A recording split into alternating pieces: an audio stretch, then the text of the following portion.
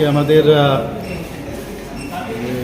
একজন colleague, cabinet colleague Sushanta Chowdhury মহোদয়, ওনার আমরা সবাই জানি যে উনি অসুস্থ হয়ে পড়েছিলেন।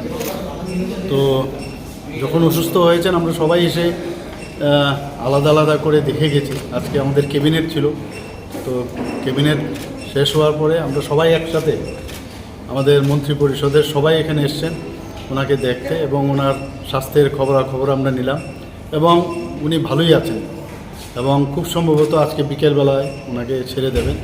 তো ওনার সুস্বাস্থ্যের কামনা করি এবং আশা করি যে অতি সত্বর উনি আমাদের সাথে এসে উনি কাজে যোগদান করবেন এবং otherwise he is very good.